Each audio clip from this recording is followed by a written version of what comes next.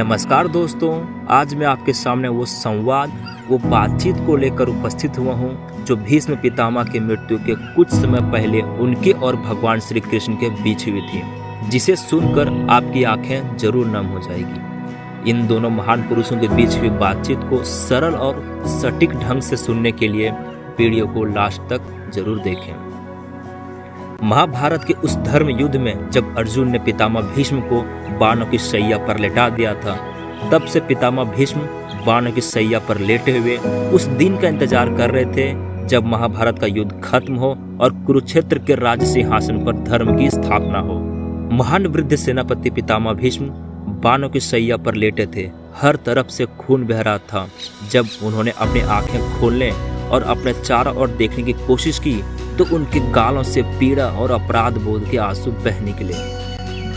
कुरुक्षेत्र के धार्मिक लड़ाई ने दोनों पक्षों को कई महान योद्धाओं का सफाया कर दिया था। दोनों दोस्तों और दुश्मनों की लाशें खून से लथपथ गीली जमीन पर बिखरी हुई थी। अपने पूरे जीवन में भीष्म ने कौरवों के परिवार का पोषण और रक्षा करने की कोशिश की थी, फिर भी शक्तिशाली कबीले के अपरिहार्य विनाश को वे नहीं रोक सके। जब वे वहां लेटे थे तो उत्तरायण के उस अंतिम क्षण की प्रतीक्षा कर रहे थे जब वे अपनी अंतिम सांस लेंगे, तो उन्होंने अपने पास एक गर्मजोशी और एक दिव्य उपस्थिति महसूस की। वह कुछ और नहीं बल्कि श्री कृष्ण उनके अंतिम क्षणों में वृद्ध से मिलने आए थे और भीष्म अपने आप को रोने से रोक नहीं पाए। अपनी थकी हुई नम आंखों में दुख के साथ भीष्म ने एक आखिरी बार कृष्ण से बात करने की कोशिश की। भीष्म ने अपनी से सारी शक्ति के साथ कहा, वासुदेव, मैंने अपना सारा जीवन अपने पवित्र सिद्धांतों और व्रतों के साथ जिया है। मैं अपने कार्यों में धर्म और अपने भाषण में नरम रहा हूँ। मैंने कभी भी प्राचीन परंपराओं की अवहेलना नहीं की है और ना ही मैंने धर्म का त्याग दिया है। स्वप्न में भी कभी मैंने किसी स्त्री के साथ दुर्व्यवहार या उनका अपमान नहीं किया है और ना ही कभी अपने पद या शक्ति के कारण अहंकार दिखाया है। फिर मैं अपने जीवन के अंतिम क्षणों में इतनी असहनीय पीड़ा क्यों झेलता हूँ जब मेरे पास इच्छा मृत्यु या स्वतंत्र इच्छा से मृत्यु का विकल्प है? तो मैं अभी तक जीवित क्यों हूँ वासुदेव? भीष्म पितामह आगे कहते हैं कि एक लकवाग्रस्त असहाय प्राणी की तरह इस बाणों की शैया पर लेटे हुए मैंने दिन के दौरान युद्ध की चीखें, कराहना, विलाप, चीख, दहाड़ और भाषण, और रात में अपने प्रियजनों को खोने वाले परिवारों के दिल दहला देने वाली चीखें सुनी है। यहाँ भेड़ियों का कहर और गिद्धों का चीखना, शरीर से मांस को अलग करना, देवी गंगा के पुत्र और महान परशुराम के शिष्य महारथी होने के बावजूद आज मैं इन चिड़चिड़े भौंकने वाले जीवों को भगाने के लिए अपनी एक उंगली भी उठा नहीं पा रहा हूँ और ना ही अपने प्रणाम देने के लिए हाथ उठा सकता हूँ। तो क्या वासुदेव यही जीवन है और यही नियति है? तो भगवान अपने प्रतिक्रिया देते हैं। अपनी तेज आंखों में करुणा और स्नेह के साथ श्री कृष्ण ने भीष्म की ओर कुछ देर तक देखा और फिर उत्तर दिया, हे पितामह भीष्म, इसमें कोई संदेह नहीं है कि आपका चरित्र और आचरण दोनों हमेशा बेदाग रहे हैं, जबकि आपका व्यवहार हर प्राणी के प्रति हमेशा विनम्र रहा है। हालांकि जिसे आप धर्म कहते हैं वह कई मायनों में धर्म नहीं था, अधर्म था। आप चुपचाप और मुक्त थे। ऐसे समय में जब आपसे एक पक्ष लेने, बोलने और सवाल करने की अपेक्षा की गई थी, तब आपका धर्म कहाँ था? जब द्रौपदी को उनके बालों से घसीटकर दरबार में लाया गया तो आपने खुद को उससे दूर कर लिया।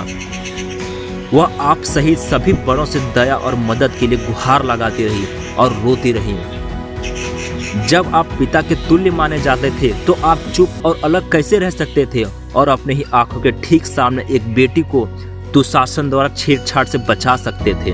क्या आपको उसकी शोकपूर्ण विनती याद नहीं? पितामह, कृपया मुझे बचाओ, मेरा स्वाभिमान बनाए रखने के लिए मेरी मदद करो, मुझे इस आघात से बचाओ, कृपया पितामह मुझे बचाओ। लेकिन बस आप एक महिला की गुहार को नजरअंदाज करते हुए दूर हो गए। एक महिला के सम्मान को बचाने, अन्याय के खिलाफ बोलने वाला आपका क्षत्रिय धर्म कहाँ था? आप जैसा अनुभवी योद्धा उस दिन सार्वजनिक रूप से एक महिला के साथ दुर्व्यवहार को आसानी से रोक सकता था, लेकिन आपको अपनी शपथ का पालन करना था और इसलिए पृष्ठभूमि में एकमात्र दर्शक बने रहे, जिससे महापाप या एक नारी या एक देवी के खिलाफ पाप किया जा सके। आपकी नैतिकता शास्त्रों की आपके व्यक्तिगत व्याख्या पर आधारित है और इसलिए आपकी निष्ठा केवल धर्म की आपकी अवधारणा के प्रति थी, ना कि स्वयं धर्म के प्रति।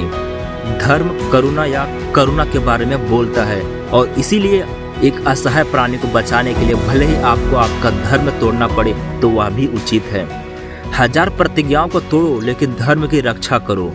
भगवान श्री कृष्ण आगे कहते हैं कि आप जो महसूस करने में विफल रहे वह महत्वपूर्ण परिस्थितियों में मौन और तटस्थता मिली भगत है। मिली भगत कुछ गलत की अनदेखी करने, अनुमति देने या सहायता करने की इच्छा है। इसलिए मिली भगत विश्वासघात है और विश्वासघात एक पाप है। पाप एक दंडनीय अपराध है जिसका अर्थ है प्रिय भीष्म, व्यक्तिगत कर्तव्यों और प्रतिज्ञाओं को पूरा करने की चाह में आप समाज और दुनिया के प्रति अपनी जिम्मेदारियों को निभाना भूल गए।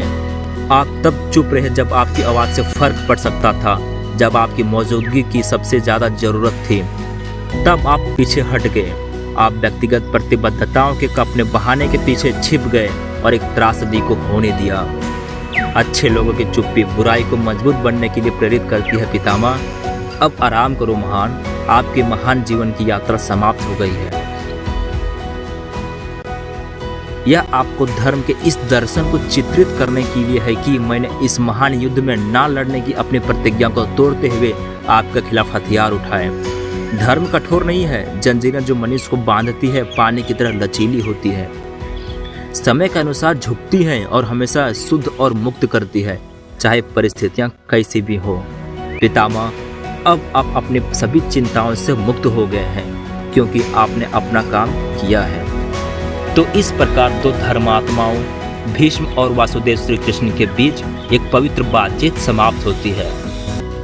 इन दोनों महान पुरुषों के बीच हुई बातचीत का यह वीडियो अगर आपको अच्छी लगी हो तो वीडियो को लाइक कर दें और चैनल को सब्सक्राइब कर दें। फिर मिलते हैं किसी नए वीडियो के साथ, तब तक के लिए जय श्री कृष्णा, जय हिंद।